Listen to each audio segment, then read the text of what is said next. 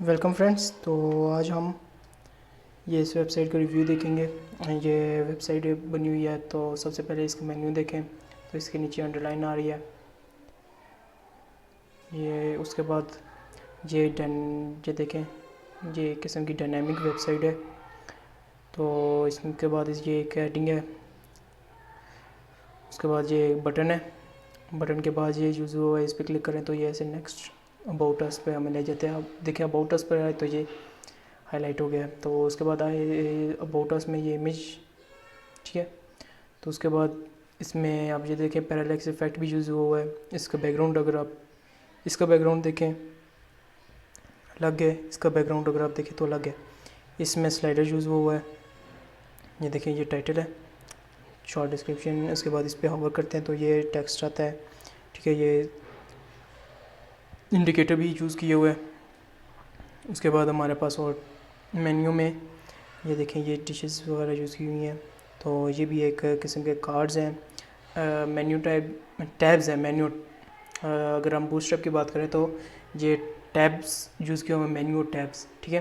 तो टैब्स के ज़रिए हमने इसे यूज़ किया है। इसके बाद इसकी नीचे पार्ट भी बनाया हुआ है, सेक्शन।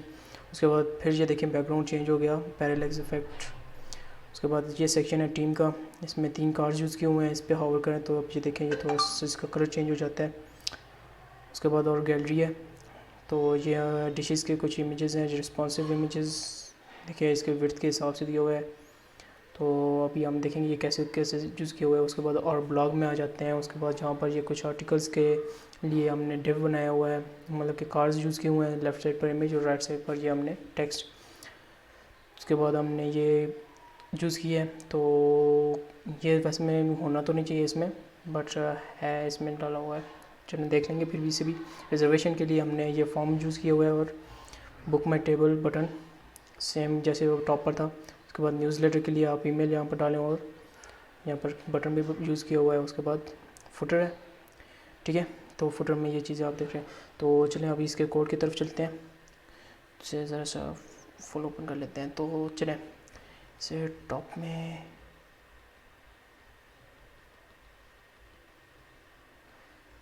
चलें जी, यहाँ से हमारा शुरू होता है। सबसे पहले तो HTML5 का टेम्पलेट हमने यूज़ किया हुआ है। तो उसके बाद हम लोग जाते हैं, मेटा टैग है हमारे पास, बेसिक यूज़ हुआ है, ठीक है। बेसिक मेटा टैग्स हैं। उसके बाद मोबाइल के लिए मेटाज़ हैं, ठीक है, डिवाइस विड्थ रिस्पॉन्सिवनेस के लिए।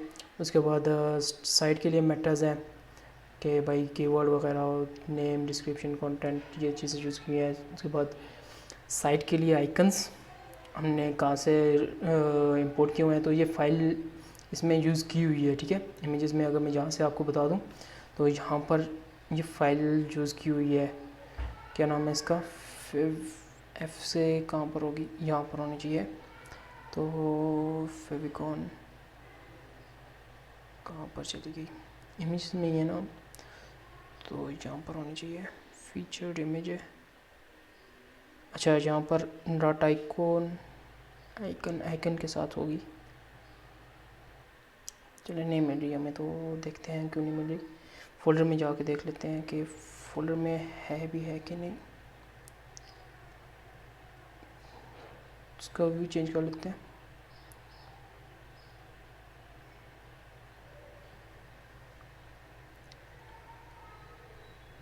तो एफ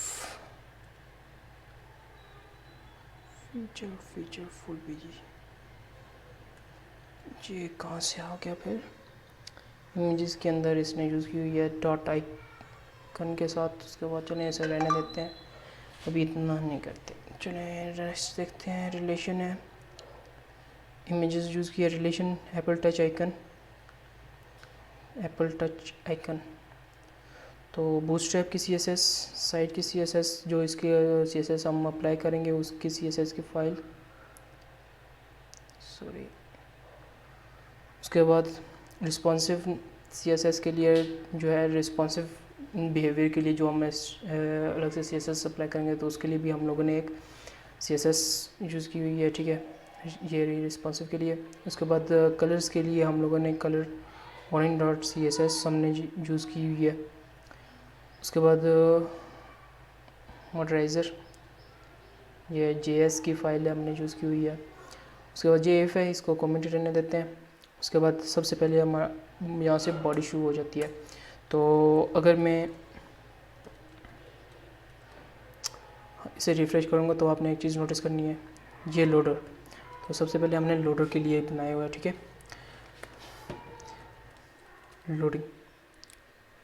लोडिंग के लिए मैंने किया है, तो लोडर डिव किया हुआ है। तो इसके अंदर काफ़ी ज़्यादा डिव्स हैं। चलें इसे ऐसे कर देते हैं, यहाँ पर आ जाते हैं। इसे कह देते हैं ग्रैंड पेरेंट, ठीक है। उसके बाद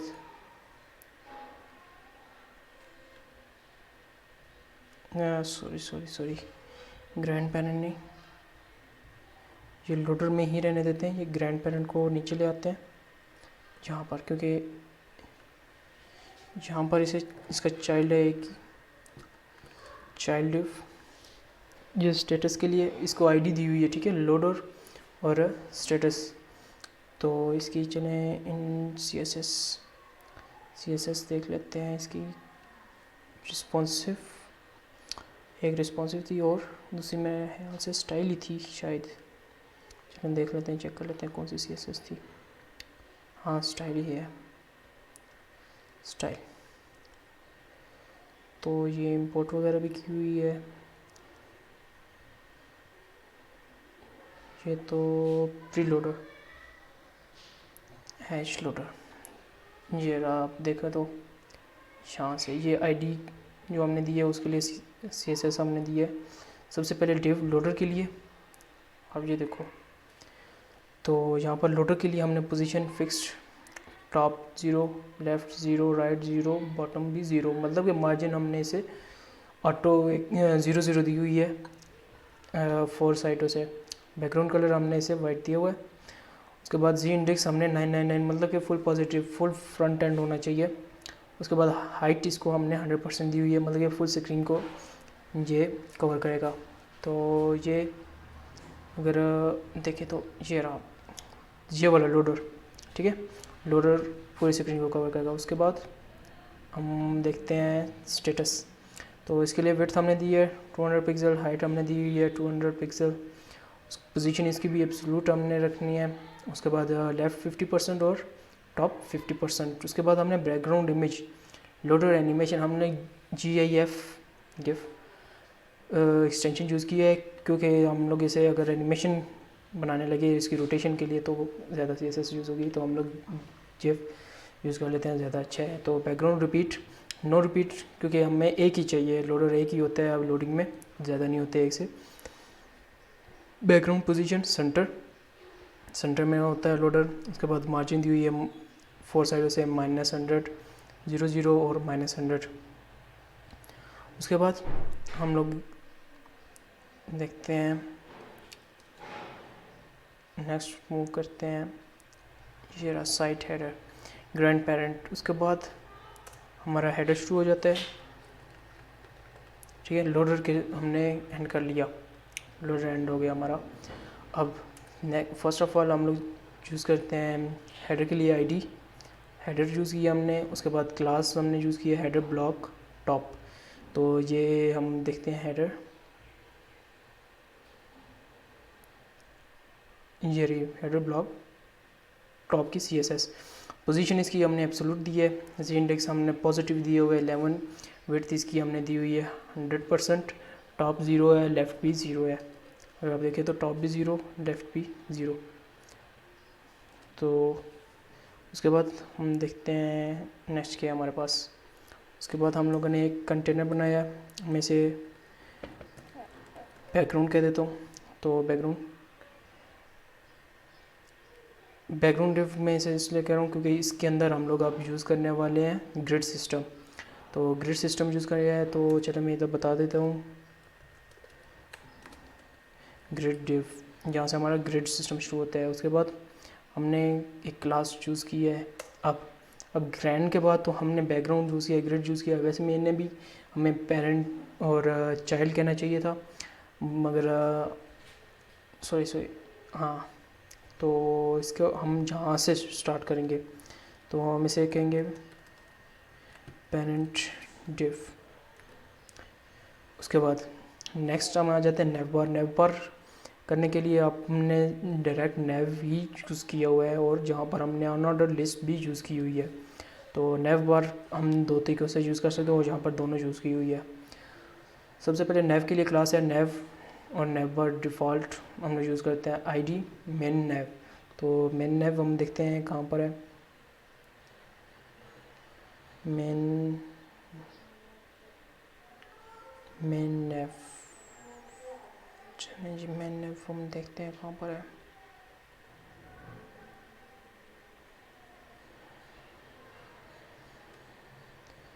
मेन इधर नेस्टिंग हुई है जिसकी वजह से ज़रा ढूंढना थोड़ा सा मुश्किल हो रहा है।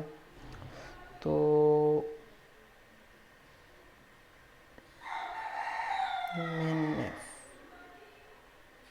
मैंने मैं नहीं मिल रहा, छोड़े इसे, सोच रहे इसे छोड़ते हैं। मैंने वाईडी इसमें हमने CSS कुछ यूज़ नहीं किया, शायद प्री डिफाइंड हो। तो इसके बाद हमारा डिव आया हुआ है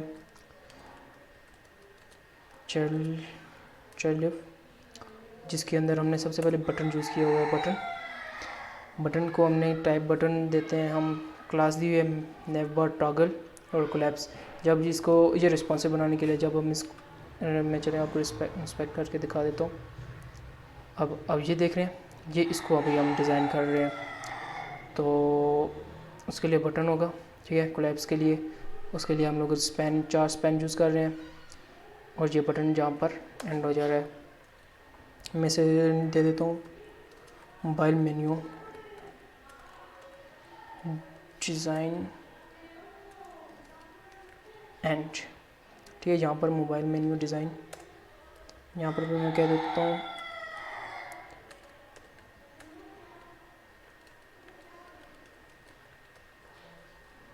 मोबाइल मेन्यू डिज़ाइन, ठीक है। उसके बाद हम लोगों ने लोगो, ये आप लोगो देख रहे हो, अभी हम लोगो इंसर्ट कर रहे हैं। तो वैसे मैं यहाँ पर क्लास भी लोगो दी हुई है, तो मैं द ब्रांड कह देता हूँ, ब्रांड लोगो, ठीक है। उसके बाद हम लोग इसमें डिव बनाया हुआ है, डिव को क्लास लोगो दी हुई है, एंकर टैग यूज़ किया है, नेव बार ब्रांड ये बूटस्ट्रैप की है, JS स्क्रॉल बार टॉगलर और ये लोगो हेडर, ठीक है। ये भी आईडीज़ हमने दी हुई हैं, इनमें से एक तो मेरे ख्याल से JS की है प्री डिफाइंड और लोगो हेडर। चलिए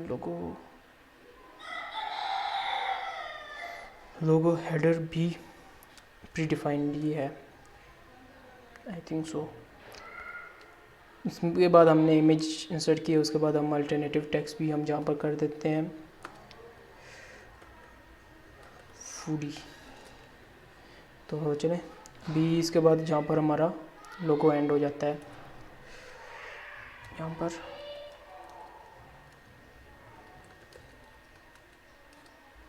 ब्रांड लोगो एंड्स। उसके बाद हमारा यहाँ पर चाइल्ड डिव एंड्स। तो चाइल्ड इसके ज़्यादा हैं तो हम इसको चाइल्ड 1 कह देते हैं, इसको चाइल्ड 1 एंड्स। उसके बाद हमारा सेकंड चाइल्ड स्टार्ट होता है चाइल्ड 2। इसमें हमने अभी तक सिर्फ ये यूज़ किया, ठीक है, लोगो इंसर्ट किया। अब हम इस मेन्यू पर आएंगे, तो मेन्यू के लिए हम लोग अनऑर्डर लिस्ट यूज़ कर रहे हैं। सबसे पहले डिव को दिया है आईडी नेव बार, क्लासेस दिए नेव बार कोलैप्स, और कोलैप्स हमने यूज़ किया हुआ है। तो ये नेव बार कोलैप्स वगैरह हमने ये बूटस्ट्रैप की प्री डिफाइंड क्लासेस हैं। तो जब ये स्मॉल डिवाइसेस में जाएगा तो ये कोलैप्स होगा, तो ये चीज़ इसमें आ जाएगी, ठीक है। तो इसलिए हम लोगों ने कोलैप्स वगैरह यूज़ किया हुआ है। उसके बाद हमने डायरेक्ट लिस्ट यूज़ की है, ठीक है। तो इसको क्लासेस वगैरह हमने दी है नेव बार राइट। तो नेव बार राइट हमने दी है, तो राइट साइड पर ये देखें आप, ये फुल राइट तक मूव कर रही है। उसके बाद हम देखते हैं, तो फर्स्ट लिस्ट आइटम है यहाँ पर, ये लिस्ट आइटम फर्स्ट ये है, उसमें होम है हैश बैनर। जहाँ पर ये देखें आईडीज़ दी हुई है ना, तो जिसकी वजह से हम लोग इन पर जब क्लिक करते हैं तो वो उसी पेज पर उस सेक्शन पे चले जाते हैं। तो उस सेक्शन को हमने आईडीज़ दी हुई हैं, तो उन आईडीज़ को हमने यहाँ पर हैश के साथ, हैश भी लिखा हुआ है हमने, जैसे CSS में हम लोग यूज़ करते हैं हैश आईडीज़ के लिए और डॉट क्लासेस के लिए, वैसे ही हमने हैश यहाँ पर भी यूज़ करना है क्योंकि ये एक लिंक है। तो यहाँ पर हमारी लिस्ट एंड होती है, उसके बाद हमारे यहाँ पर ये चाइल्ड 2 भी एंड हो जाता है। मैं नेवर कोलैप्स है, मैं इधर लिख देता हूँ चाइल्ड 2 एंड, उसके बाद नेवर एंड हो जाती है, ठीक है। एंड रो एंड हो जाती है। ये वाले जो ग्रिड सिस्टम मैंने आपको बताया था, ये ग्रिड ठीक है, मैं रो की जगह ग्रिड कर देता हूँ, ठीक है, ग्रिड। उसके बाद एंड कंटेनर फ्लूइड, जो हमारा कंटेनर फ्लूइड था जिसको हमने बैकग्राउंड कहा था, तो बैकग्राउंड मैं यहाँ पर लिख देता हूँ बैकग्राउंड एंड, उसके बाद हेडर एंड और साइड का हेडर एंड हो जाता है यहाँ पर। उसके बाद हमारे पास नेक्स्ट अगर आप देखें तो ये हमारे पास ये इमेज है, ठीक है। सॉरी मैं अभी परेशान हो गया, हाँ ये हमारा बैकग्राउंड है और इसके अंदर हमने ये चीज़ें टेक्स्ट वगैरह यूज़ किया है, ये भी यूज़ किया है, तो हम इसको अब देखेंगे। तो उसके लिए हमने सबसे पहले मैं बता दूं कि यहाँ पर ये चने से सेक्शन में से यूज़ करना चाहिए था, तो मैं यहाँ पर लिख देता हूँ न्यू सेक्शन स्टार्ट्स। तो मैं यहाँ पर एक लाइन भी ड्रा कर देता हूँ ताकि हमें समझ आ सके, कोई और कोड देखे तो उसे भी समझ आए। मैं कोड भी ऐड कर दूँगा, लिंक आपको दे दूँगा डाउनलोड का। तो हमारा यहाँ से न्यू सेक्शन हो जाता है, ठीक है। ये हमारा बैकग्राउंड है, बैकग्राउंड डिव से लिंक कर कमेंट कर देते हैं। उसके बाद इसको दी हुई आईडी बैनर, उसके बाद क्लास दी हुई है। आईडी क्यों दी है हमने, अगर आपको याद हो, यहाँ पर हम लोगों ने आईडी बैनर के साथ होम के साथ की हुई है, ठीक है। तो उसके बाद क्लास दी हुई है बैनर, फुल स्क्रीन मोड है, मतलब कि फुल विड्थ होगी, ठीक है। हाइट भी और विड्थ भी फुल स्क्रीन तक कवर करेगा। उसके बाद पैरेलैक्स यूज़ किया है, तो वैसे तो पैरेलैक्स के लिए हमें काफ़ी ज़्यादा करना पड़ता है, चीज़ें यूज़ करनी पड़ती हैं अगर CSS यूज़ करें। तो उसके लिए हमने यहाँ पर, अगर मैं आपको बता दूं, ये हमारा बैनर आ गया। इसके बाद अंडरलाइन वगैरह करने के लिए हमने सारी CSS, स्क्रॉल बार के लिए भी एनिमेशन लगाई हुई है। तो पैरेलैक्स के लिए हम लोग प्री डिफाइन यूज़ करते हैं। तो चलें, उसके बाद हम लोगों ने यहाँ पर कंटेनर PR यूज़ किया हुआ है, इसको क्लासेस दिए कंटेनर फुल विड्थ लेने के लिए, ठीक है। तो उसके बाद हमने यहाँ पर इसको ग्रिड सिस्टम यूज़ किया है